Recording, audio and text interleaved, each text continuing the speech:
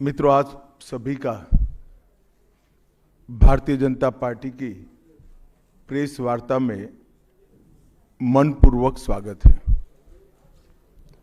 आज 30 दिसंबर का दिन है। हम सभी भारतीयों के लिए गौरव का दिन है। आज ही के दिन 1943 में बंगाल की भूमि के सुपुत्र और देश के महान स्वतंत्रता सेनानी नेताजी सुभाष चंद्र बोस ने पोर्ट ब्लेयर में पहली बार आजाद भारत का झंडा फहराने का काम किया था। तो एक प्रकार से हमारे आजादी के संग्राम का ये बहुत महत्वपूर्ण मकाम था। और इसके कई साल बाद, 8 दशक बाद, आज 30 दिसंबर को जब हम पीछे मुड़ कर देखते हैं तो बंगाल के लिए भी आज से लेकर अप्रैल तक का समय बहुत महत्वपूर्ण समय है। अप्रैल में बंगाल में विधानसभा के चुनाव होने जा रहे हैं। भय, भ्रष्टाचार, कुशासन और घुसपैठ की जगह विरासत, विकास और गरीब कल्याण की एक मजबूत सरकार बनाने का बंगाल की जनता का संकल्प बंगाल में जहां पर भी जाते हैं वहां दिखाई पड़ता है। तृणमूल कांग्रेस के 15 साल के शासन में भय, भ्रष्टाचार और कुशासन और विशेषकर घुसपैठ से बंगाल की जनता चिंतित भी है, भयभीत भी है और आशंकित भी है। हम भारतीय जनता पार्टी के सभी कार्यकर्ता बंगाल की जनता को आश्वासन भी देना चाहते हैं और वादा भी करना चाहते हैं कि मोदी जी के नेतृत्व में बंगाल में भारतीय जनता पार्टी की सरकार बनने के साथ ही यहां की विरासत को हम पुनर्जीवित करेंगे। विकास की गंगा फिर से बड़ी तेज गति से बहेगी और गरीब कल्याण, जो बंगाल का आज बहुत महत्वपूर्ण मुद्दा बना है, देश भर में जहां जहां एनडीए सरकार है, भाजपा सरकारें हैं, हमने गरीब कल्याण को प्राथमिकता दी है। यहां पर भी गरीब कल्याण को प्राथमिकता दी जाएगी। और इस सब के साथ साथ एक ऐसी मजबूत राष्ट्रीय ग्रिड बनाएंगे जो बंगाल से घुसपैठ को समाप्त कर देंगी। इंसान छोड़ दीजिए, परिंदा भी पैर नहीं मार पाए, इस प्रकार की एक मजबूत ग्रिड की रचना हम करेंगे। और न केवल घुसपैठ रोकेंगे, सारे घुसपैठियों को चुन चुन कर भारत के बाहर निकालने का काम भी भारतीय जनता पार्टी की बंगाल सरकार करेगी। आज ममता बनर्जी के नेतृत्व में भ्रष्टाचार के कारण पूरे बंगाल का विकास एक प्रकार से थम गया है। मोदी जी की सारी लाभकारी योजनाएं जो पूरे देश में गरीबी का उन्मूलन कर रही है, यहां पर टोल सिंडिकेट के भेंट चढ़ चुकी हैं और हर योजना डेड एंड पर पहुंच चुकी है। 14 सालों से भय और भ्रष्टाचार ये बंगाल का पहचान बना हुआ है। बीजेपी सरकार का संकल्प 15 अप्रैल 2026 के बाद जब भाजपा सरकार बनेगी, बंग गौरव, बंग संस्कृति, उसके पुनर्जागरण की हम फिर से शुरुआत करेंगे। और विवेकानंद जी, बंकिम बाबू और गुरुवर टैगोर और श्यामा प्रसाद मुखर्जी के स्वप्न का बंगाल बनाने का हम फिर से एक बार प्रयास करेंगे। और आज मैं फिर से एक बार कहना चाहता हूं, भारतीय जनता पार्टी के लिए ये बंग भूमि बहुत पवित्र और बहुत मायने रखने वाली है, क्योंकि हमारी स्थापना भारतीय जनता पार्टी की स्थापना, भारतीय जनसंघ की स्थापना यही बंग भूमि के बड़े नेता श्यामा प्रसाद मुखर्जी ने की है। भारतीय जनता पार्टी की स्थापना से स्वामी विवेकानंद और बंकिम चंद्र चट्टोपाध्याय, इनका अनुकरण भारतीय जनता पार्टी ने अपने सभी सिद्धांतों के अंदर किया है। मित्रों, आज जब मैं कह रहा हूं कि इस बार 26 के बंगाल के विधानसभा चुनाव में बंगाल में हमारी सरकार बनेगी, इसका मजबूत आधार भी भारतीय जनता पार्टी के पास है। मैं आपको 2014 से 2024 तक के चुनाव के यात्रा के परिणामों को बताना चाहता हूं। 2014 के लोकसभा चुनाव में हमें 17% वोट मिले थे और 2 सीटें मिली। मेरी बात जरा सभी पत्रकार बंधु ध्यान से सुने। 2014 के चुनाव में हमें 17% वोट और 2 सीट मिले थे। 2016 के विधानसभा चुनाव में हमें 10% वोट मिले और विधानसभा की केवल 3 सीटें मिली थी। फिर 14 से 19 के बाद 19 के लोकसभा चुनाव में हमें 41% वोट मिले और 18 सीटें मिली। और 21 के विधानसभा चुनाव में हमें 38 वोट मिले और 77 सीटें मिली। ये बहुत बड़ा अंतर है। जिस पार्टी को केवल 3 सीट मिले थे, वो पार्टी 5 साल के ही अंतराल में 77 सीट प्राप्त करी।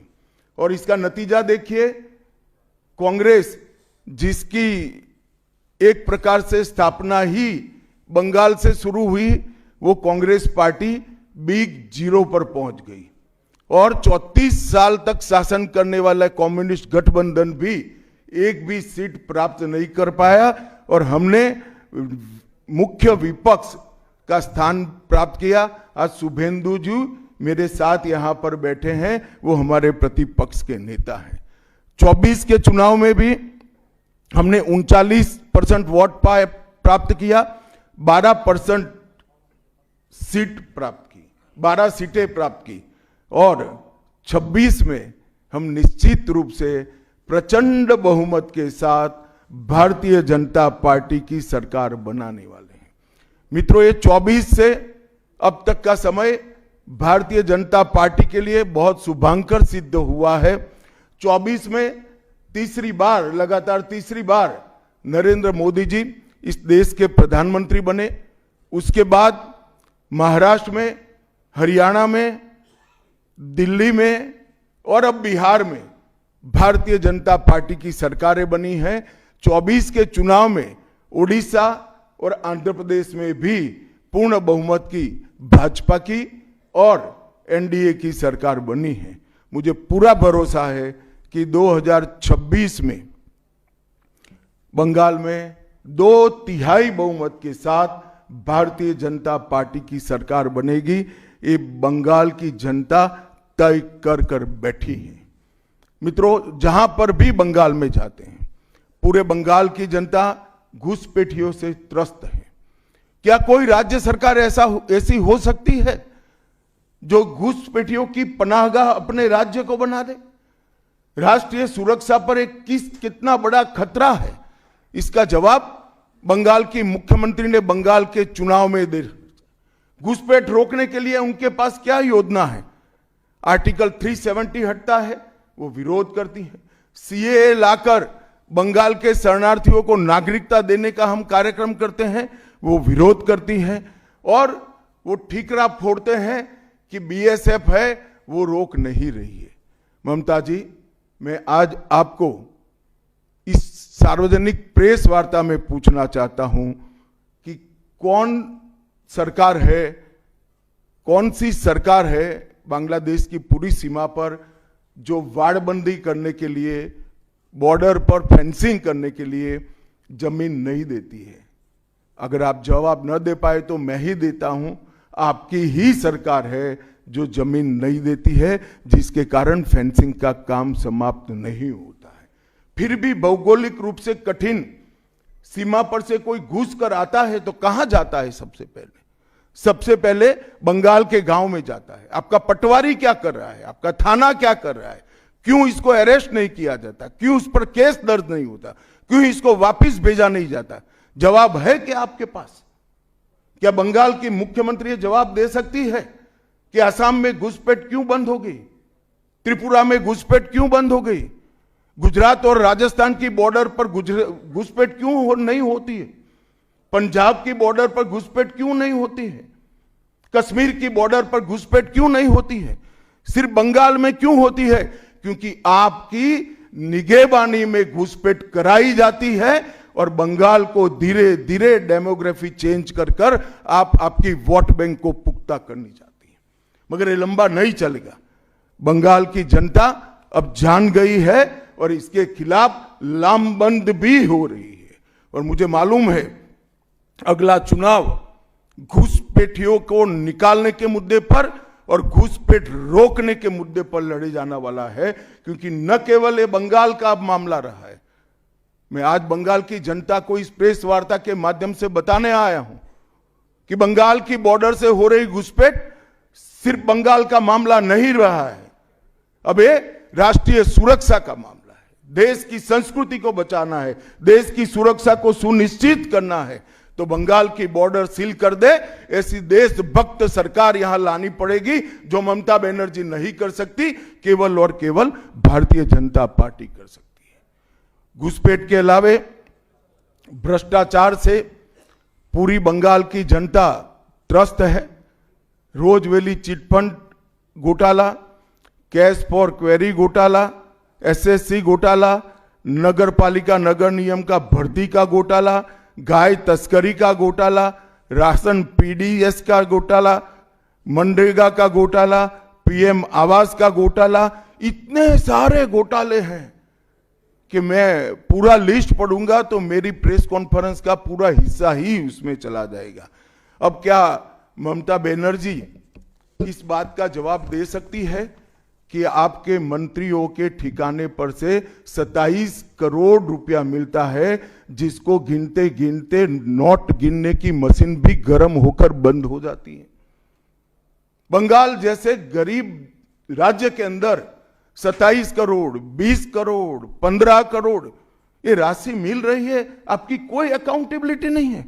पार्थो चैटर्जी जेल में जाते हैं, ज्योति प्रिय मलिक जेल में जाते हैं, अनुव्रत मंडल जेल में जाते हैं, जीवन कृष्ण शाह जेल में जाते हैं, माणिक भट्टाचार्य जेल में जाते हैं, चंद्रनाथ सिन्हा जेल में जाते हैं, परेश पाल जेल में जाते हैं, कुंतल घोष जेल में जाते हैं, फिरहाद हकीम वो भी आरोपी बनाए जाते हैं, शोभन चैटर्जी आरोपी बनाए जाते हैं, कुणाल घोष 3 साल जेल में रहकर आते हैं, और आप कहती है कि भ्रष्टाचार नहीं हो गया, हो रहा है।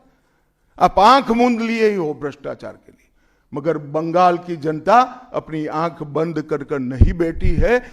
गरीब बंगाल की जनता के अधिकार का पैसा आपकी कैडर की भेंट चढ़ रहा है, आपको इसको जवाब देना पड़ेगा।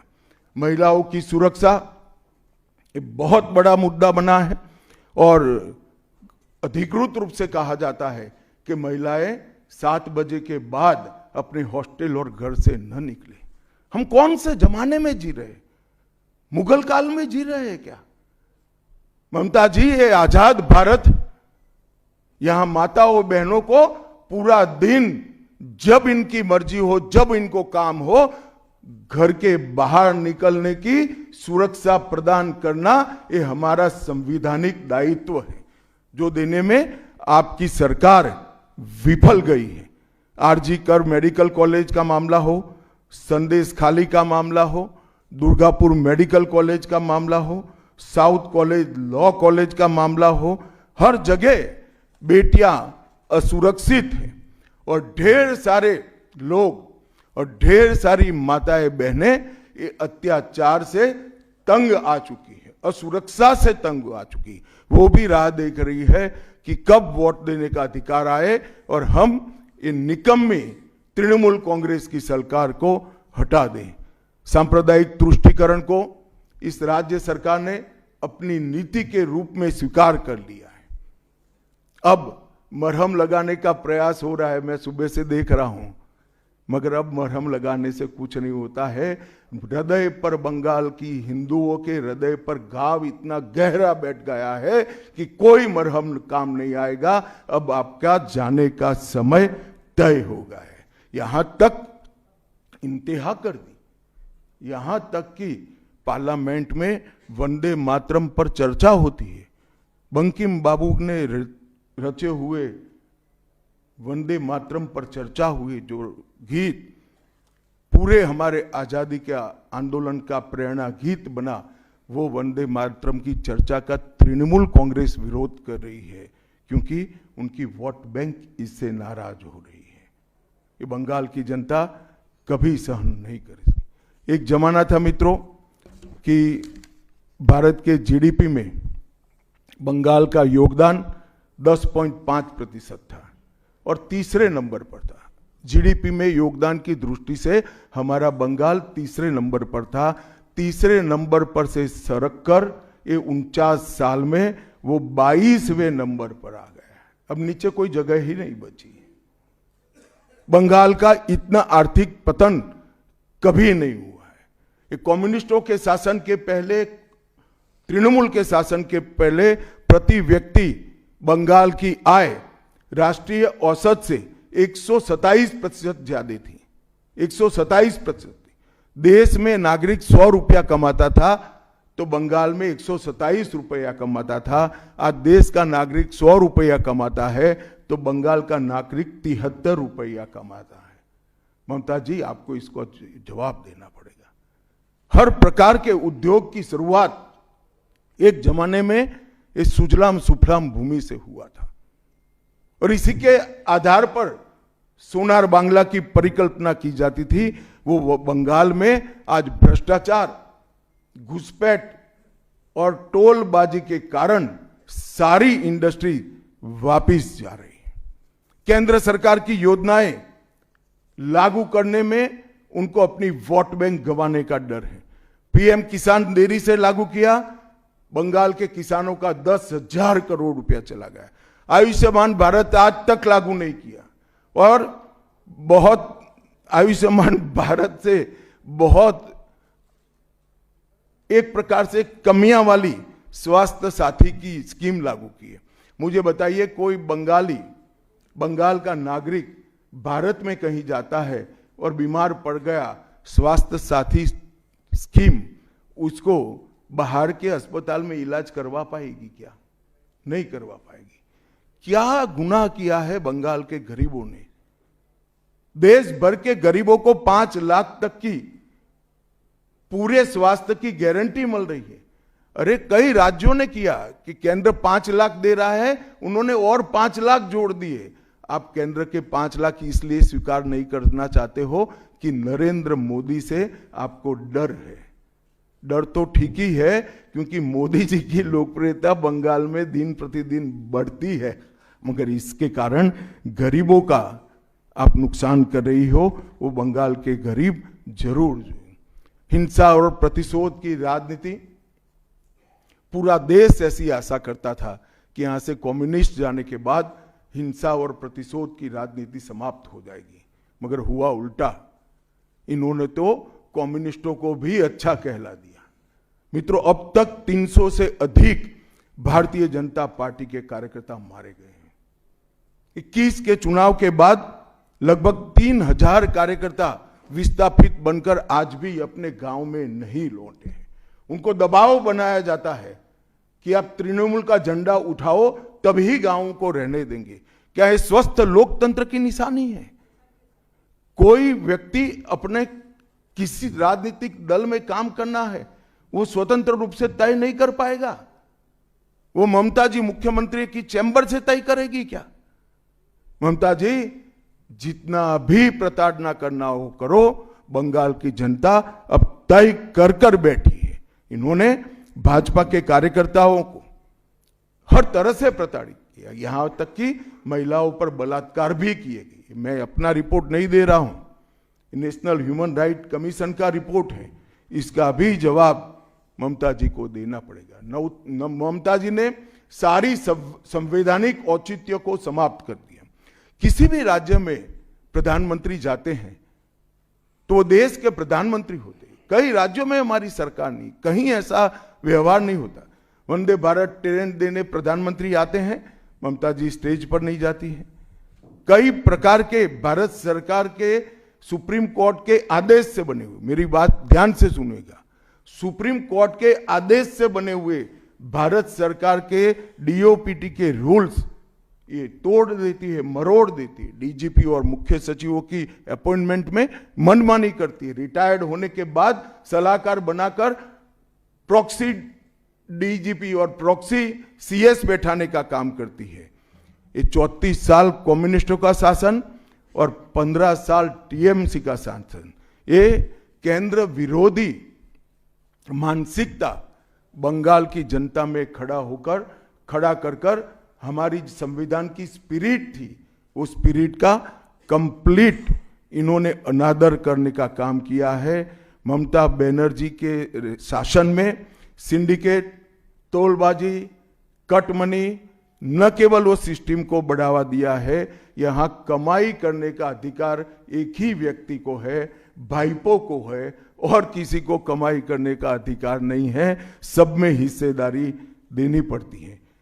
बंगाल एक जमाने में सब बात में सबसे पहले था। सबसे पहला मोटर कारखाना पश्चिम बंगाल में लगा। सबसे पहला पावर प्लांट 1887 में बंगाल में लगा। सबसे पहली कोयलरी बंगाल में आई। सबसे पहला स्टील प्लांट बंगाल में लगा। देश की सबसे पहली हाई राइज बिल्डिंग बंगाल में बनी। देश की सबसे पहली जूट मिल बंगाल में बनी। देश की पहली मेट्रो ट्रेन बंगाल में आई। एक ही शहर में 2 पोर्ट एक ही जगह है, बंगाल में है। और देश की सबसे पहली आधुनिक यूनिवर्सिटी कलकत्ता यूनिवर्सिटी भी बंगाल में बनी। और विश्व प्रसिद्ध विश्व भारती यूनिवर्सिटी भी, जिसने भारतीय शिक्षा के कंसेप्ट को जमीन पर उतारा, वो भी बंगाल में बनी। मगर ममता जी, आप गौरव मत करिएगा, इसमें से कुछ आपके समय में नहीं हुआ है। ये जो करने वाले थे, उनके पूरे रिदम को, इनकी लय को, बंगाल की विकास की गति को तोड़ने का आप काम करें। बंगाल आज इंडस्ट्रियल रूप से कंप्लीटली बर्बाद हो चुका है, और ये आपके शासन में ही हुआ है। आधा अधूरा तो कम्युनिस्ट बेचारे कर गए थे, आपने तो पूरा ही समाप्त कर दिया। सिंडिकेट राज, तालेबाजी, शत्रुतापूर्ण माहौल, इसके कारण 2011 से 25 के बीच में 7000 से ज्यादा कंपनियां बंगाल छोड़कर बंगाल के बाहर चली गई। और मित्रों, ये बहुत बड़ा सेटबैक बंगाल के आर्थिक विकास के लिए है। मित्रों, बंगाल स्वामी विवेकानंद, बंकिम चंद्र चट्टोपाध्याय, शरद चट्टोपाध्याय, महर्षि अरविंद, ईश्वर चंद्र विद्यासागर और कवि गुरु टैगोर जैसे महापुरुषों की धरती है। यही धरती पर नेताजी सुभाष चंद्र बोस, अमर शहीद खुदीराम बोस, वाघा जतीन, रविंद्रनाथ सन्याय, रास बिहारी बोस, मास्टर सुरेसेन, प्रफुल्ल चाकी, वीणा दास, कल्पना दत्त, ये सभी ने देश की आजादी के लिए आह्लेख जगाया था। यहीं पर कई सारे फिल्मकार मिले, संगीतकार मिले, चित्रकार मिले। इस भूमि ने कई सारे दुनिया को प्रभावित करने वाले संत भी दिए। वो बंगाल आज ऐसे कगार पर पहुंच गया है कि अगर एक घुसपैठ की बयार रोकी नहीं गई तो बंगाल का अस्तित्व भी खतरे में है। ऐसा स्पष्ट रूप से समाज जीवन को जानने वाले सभी लोग मानते हैं। और अंत में मैं बंगाल की जनता को फिर से एक बार कहना चाहता हूं कि बंगाल के अस्तित्व पर तो घुसपैठिया संकट है ही है, बंगाल की संस्कृति पर एक घुसपैठिया संकट है ही है, परंतु अब ये संकट केवल बंगाल तक सीमित नहीं रहा है, पूरे देश तक ये संकट आगे बढ़ गया है। मेरा आप सभी से करबद्ध निवेदन है, आपने लंबे समय तक कांग्रेस को मौका दिया, 34 साल तक कम्युनिस्ट पार्टी को मौका दिया, 15 साल तक ममता बनर्जी को मौका दिया। इनका ट्रैक रिकॉर्ड नीचे नीचे नीचे गिराने का है, अब इससे नीचे कोई जगह नहीं बची है। और भारतीय जनता पार्टी का रिकॉर्ड है, जहां भारतीय जनता पार्टी की सरकारें आई वो राज्य बीमारू राज्यों में से समृद्ध राज्य बनने की कगार में आगे बढ़े हैं। पूरा देश मोदी जी के नेतृत्व में आगे बढ़ रहा है, पूरा देश मोदी जी के नेतृत्व में सुरक्षित हो रहा है, पूरे देश में भारत की संस्कृति, भारत के धर्म, भारत की भाषाएं मोदी जी के नेतृत्व में आगे बढ़ रही है, फल फूल रही है। बंगाल की जनता को मैं विनती करता हूं कि मोदी जी के नेतृत्व में पूर्ण बहुमत की, प्रचंड बहुमत की एक भारतीय जनता पार्टी की सरकार बनाइए। हम कवि गुरु की कल्पना का, विवेकानंद की कल्पना का, बंकिम बाबू की कल्पना का बंगाल बनाएंगे, सोनार बांग्ला बनाएंगे और निश्चित रूप से काम भारतीय जनता पार्टी की सरकार ही कर सकती है, ऐसा मेरा विश्वास है। तो फिर से एक बार समग्र बंगाल की जनता को करबद्ध निवेदन में करना चाहता हूं कि बंगाल में हमें पूर्ण बहुमत दीजिए। बंगाल और पूरे भारत को सुरक्षित करने के लिए ये चुनाव में बाकी सारी चीजें छोड़कर भारतीय जनता पार्टी को जिताने का काम करिए। धन्यवाद।